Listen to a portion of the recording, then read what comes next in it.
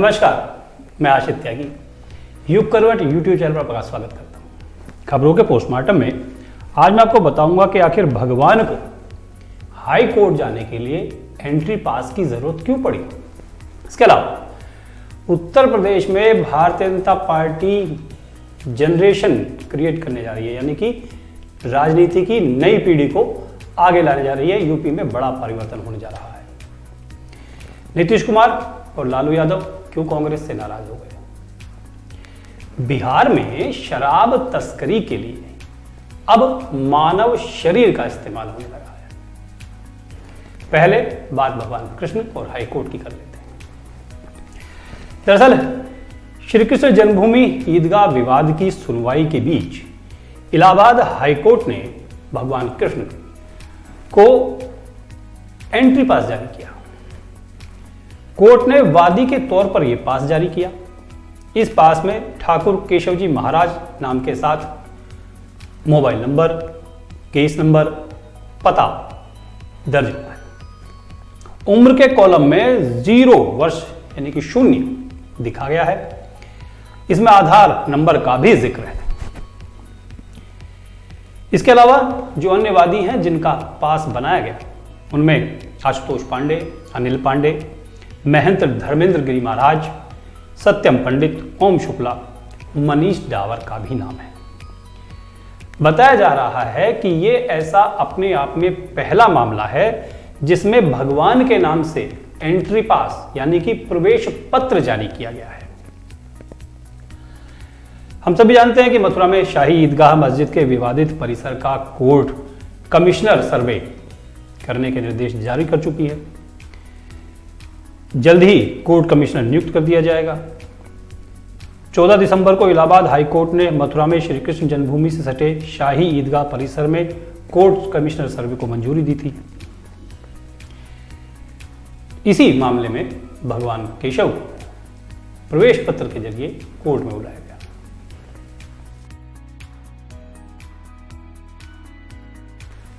कांग्रेस ने आज से अपनी यूपी जोड़ो यात्रा शुरू कर दी है। यह यात्रा ठीक वैसे ही है जैसे राहुल गांधी ने भारत जोड़ो यात्रा शुरू की थी। इसमें सबसे महत्वपूर्ण बात यह है कि कांग्रेस अपने सॉफ्ट हिंदुत्व के मुद्दे पर चलते हुए इस यात्रा को लेकर चल रही है। इसीलिए इस यात्रा का शुभारंभ माता शाकुंभरी देवी के मंदिर से हुई। यात्रा के दौरान कांग्रेस के प्रदेश अध्यक्ष अजय राय ने जनसभा को संबोधित भी किया। शाकुंभरी देवी मंदिर सहारनपुर में है, जहां से इस यात्रा को शुरू किया गया है। इससे पहले कांग्रेस प्रदेश अध्यक्ष ने नेताओं के साथ माता शाकुंभरी देवी की पूजा भी की। कांग्रेस नेताओं का कहना है कि उन्होंने यात्रा के संबंध में पहले ही तैयारी कर ली थी, रूट तय कर लिया था। ये प्रदेश के कई जिलों से होकर गुजरेगी। लखनऊ में इसका समापन होगा। समापन समारोह में प्रियंका गांधी भी पहुंच सकती हैं। यात्रा के दौरान किसान के मुद्दे पर कांग्रेस ने बात की है। उन्होंने कहा है कि गन्ना किसानों को कम से कम 500 रुपये क्विंटल का दाम मिलना चाहिए। इसके अलावा कांग्रेस नेताओं ने उन लोगों के लिए एक हेल्पलाइन नंबर जारी किया है जो इस यूपी जोड़ो यात्रा में शामिल होना चाहते हैं। युग करवट के कई ऐसे कार्यक्रम हुए हैं जिनमें हमने इंडिया गठबंधन को लेकर बात की है। युग करवट के एडिटर इन चीफ सलामत मियां इस बात को कई बार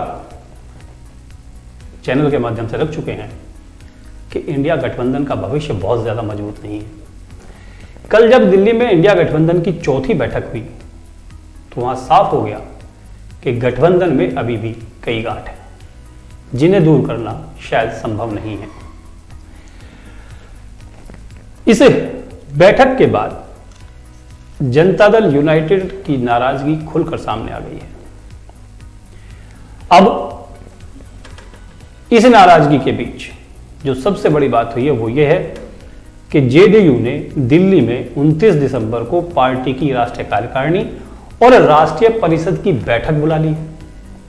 जब जब इस तरह की जदयू की राष्ट्रीय कार्यकारिणी की और राष्ट्रीय परिषद की बैठक हुई है तब तक कुछ ना कुछ नीतीश कुमार ने नया करके दिखाया है। इस बार भी उम्मीद है कि कुछ ना कुछ नया होगा और बड़ा होगा। जेडीयू की राष्ट्रीय कार्यकारिणी द्वारा लिए गए किसी भी बड़े फैसले पर राष्ट्रीय परिषद की मोहर जरूर रखती है, यानी कि बिना राष्ट्रीय परिषद की सहमति के उसको लागू नहीं किया जाता। जदयू की राष्ट्रीय कार्यकारिणी में 99 सदस्य हैं, राष्ट्रीय परिषद में तकरीबन 200 सदस्य हैं। 29 दिसंबर को होने वाली बैठक में सभी राष्ट्रीय पदाधिकारी, राष्ट्रीय कार्यकारिणी सदस्य, दोनों सदनों के सदस्य, जिलाध्यक्ष, समिति के सदस्यों को शामिल होने के लिए कहा गया है। बिहार के मुख्यमंत्री नीतीश कुमार और राष्ट्रीय जनता दल के नेता लालू प्रसाद यादव प्रधानमंत्री पद के उम्मीदवार के रूप में कांग्रेस अध्यक्ष मल्लिकार्जुन खड़गे के नाम के प्रस्ताव से नाखुश होकर चले गए थे। विपक्षी गठबंधन इंडिया की बैठक में पश्चिम बंगाल के मुख्यमंत्री ममता बनर्जी ने प्रधानमंत्री पद के उम्मीदवार के तौर पर मल्लिकार्जुन खड़गे का नाम लिया था। इस पर लालू यादव और नीतीश कुमार ने असहमति जता दी थी और वो लोग प्रेस कॉन्फ्रेंस में भी शामिल नहीं हुए थे। आपको ये भी याद दिला दूं कि लालू यादव ने भी बिहार के मुख्यमंत्री के प्रति समर्थन जताते हुए नीतीश कुमार को आगे लाने के लिए, राष्ट्रीय नेतृत्व में शामिल करने के लिए अपनी बात कही थी और कहा था कि उनको सीएम पद का कैंडिडेट या इंडिया गठबंधन का संयोजक घोषित कर दिया जाना चाहिए। इसके पीछे की जो वजह है, युगकरवट ये मानता है कि राष्ट्रीय राजनीति में नीतीश कुमार को इसलिए स्थापित करने का प्रयास किया जा रहा है ताकि बिहार खाली हो जाए, बिहार में तेजस्वी यादव की राह आसान हो जाए, रास्ता साफ हो जाए और वो मुख्यमंत्री बन सके। तो लालू का समर्थन और कांग्रेस से लालू की नाराजगी यही दर्शाती है कि वो चाहते हैं कि किसी भी तरह नीतीश कुमार देश की राष्ट्रीय राजनीति में स्थापित हो जाएं और बिहार तेजस्वी यादव के पास आ जाए। खबर उत्तर प्रदेश से है और बड़ी है। भारतीय जनता पार्टी संगठन में बड़ा बदलाव करने के मूड में है। जल्दी ही कई मंडलाध्यक्ष अलग अलग जिलों में, मान लीजिए यूपी के सभी जिलों में बदले जा रहे हैं। इसके लिए व्यापक तैयारी कर ली गई है। पहले मैं आपको बता दूं कि उत्तर प्रदेश में भाजपा के संगठनात्मक जो मंडल हैं उनकी संख्या 1918 है। अभी हाल ही में भारतीय जनता पार्टी ने कई जिलों में जिलाध्यक्ष बदल दिए थे। अब पार्टी का जो रुख है वो मंडल अध्यक्ष की तरफ है। भाजपा के जो पार्टी मुख्यालय है लखनऊ में, उसमें प्रदेश अध्यक्ष भूपेंद्र चौधरी और प्रदेश महामंत्री संगठन धर्मपाल सिंह की क्षेत्रीय अध्यक्षों और क्षेत्रीय प्रभारियों के साथ बैठक हुई थी। उस बैठक में चर्चा हुई कि मंडल अध्यक्षों को बदल दिया जाए। जो मंडल अध्यक्ष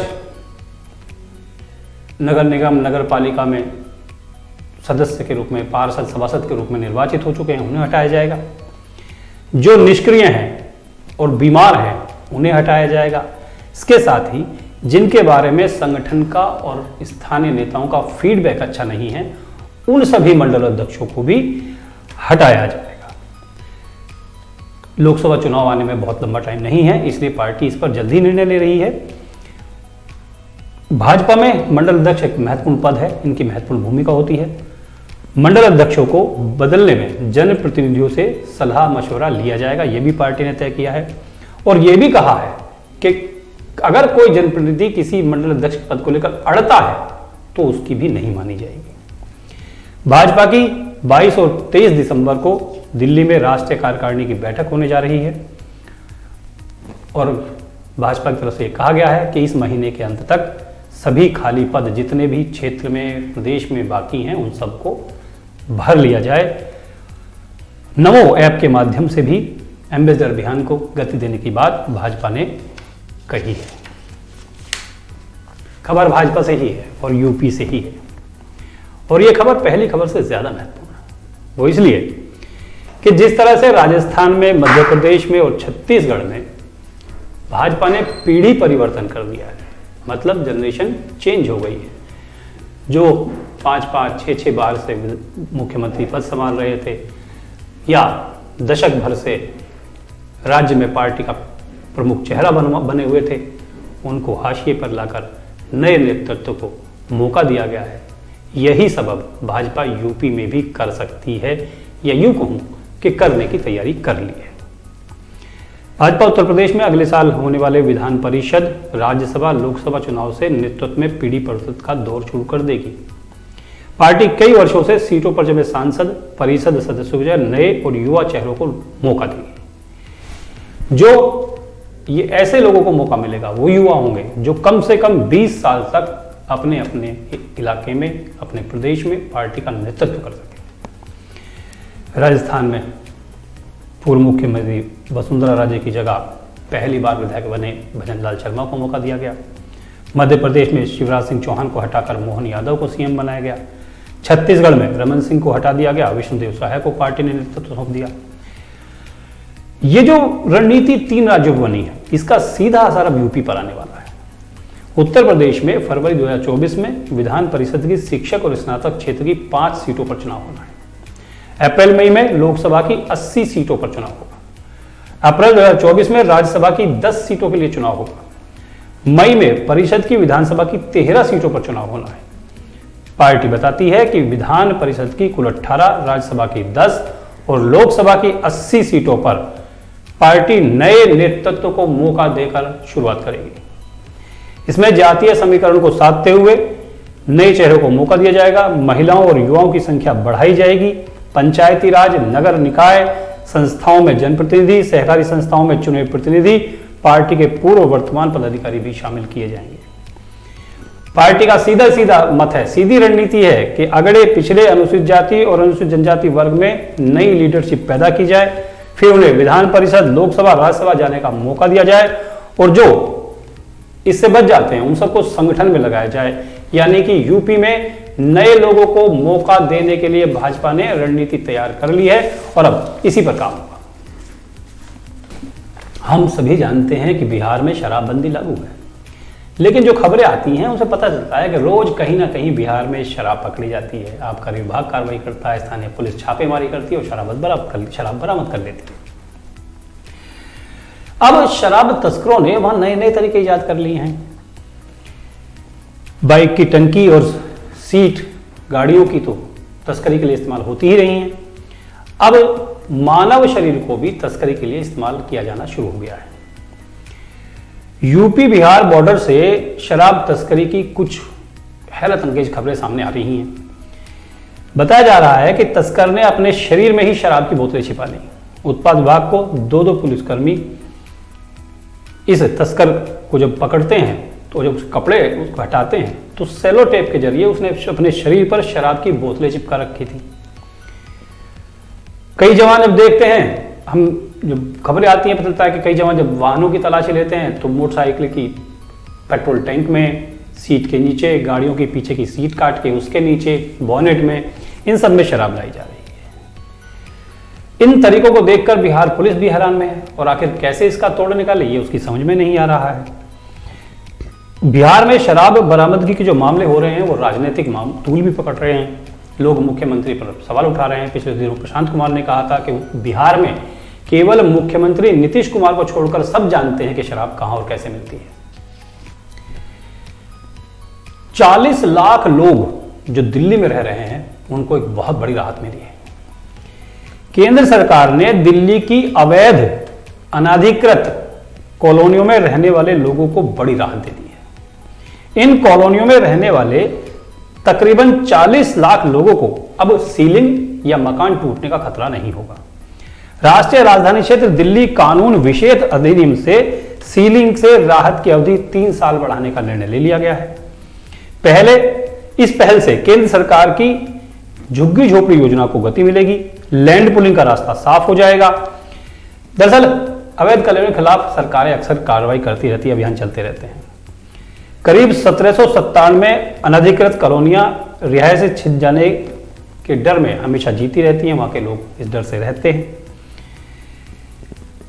बड़ी आबादी प्रभावित होने से यह मामला सियासी भी हो जाता है। राजनीतिक दल चुनाव में इसे उठाते हैं। लोकसभा चुनाव में दिल्ली में यह बहुत बड़ा मामला उठा था। विस्तार न होने पर बड़ी आबादी के सिर से छत छिन जाने का संकट हमेशा खड़ा रहता है, इसीलिए राजनीतिक दल इसमें दिलचस्पी दिखाते रहते हैं। राष्ट्रीय राजधानी क्षेत्र दिल्ली कानून विशेष अधिनियम 31 दिसंबर 2023 को खत्म हो रहा था, जिसे अब विस्तार दे दिया गया है और अब ये 31 दिसंबर 2026 तक चलेगा। इसका मतलब यह है कि 31 दिसंबर 2026 तक दिल्ली में बुलडोजर नहीं चलेगा, किसी का मकान नहीं तोड़ा जाएगा, किसी अवैध कॉलोनी की मकान को सील नहीं किया जाएगा। कोरोना को लेकर डराने वाली खबरें आने लगी हैं, या ये मान लीजिए कि कोरोना की फिर से वापसी हो रही है। देश में कोरोना के मामले फिर बढ़ रहे हैं। केंद्रीय स्वास्थ्य मंत्रालय के मुताबिक भारत में 24 घंटे में कोरोना वायरस के 614 नए मामले सामने आ गए हैं। 21 मई के बाद मिलने वाले सबसे अधिक मामले हैं। इसके साथ ही देश में एक्टिव मामलों की संख्या बढ़कर 2311 हो गई है। स्वास्थ्य मंत्रालय की रिपोर्ट के मुताबिक केरल में 24 घंटे में कोविड से 3 लोगों की मौत हो गई है। इस समय कोरोना वायरस से मृतकों की संख्या जो अब तक भारत में हुई है वो 5,33,321 है। देश में कोविड के मामले की जो संख्या है वो 4.5 करोड़ हो गई है। अब स्वास्थ्य मंत्रालय ने अलग अलग केंद्रीय स्वास्थ्य मंत्रालय से अलग, राज्य स्वास्थ्य मंत्रालय से अलग और जिले में जिला चिकित्सा अधिकारी के हवाले से अलग अलग तैयारियां जो है शुरू की गई हैं। इसके बाद लोगों को सूचनाएं भी दी गई हैं कि वो सार्वजनिक स्थल पर ज़्यादा भीड़ भाड़ में इकट्ठे ना हो, मास्क लगाकर चलें, हाथ सैनिटाइज करें, धोएं, एक दूसरे से संपर्क ना करें। गाइडलाइन स्वास्थ्य विभाग लगातार जारी कर रहा है, जिसका हमको और आपको पालन करना चाहिए। तो आज के लिए बस इतना ही। नए दिन के साथ, नई व्यवस्था के साथ, नए कार्यक्रम के साथ हम आपके सामने मौजूद होंगे। युग करवट यूट्यूब चैनल को सब्सक्राइब कीजिए, वीडियो को लाइक कीजिए, शेयर कीजिए और कमेंट जरूर कीजिए। नमस्कार।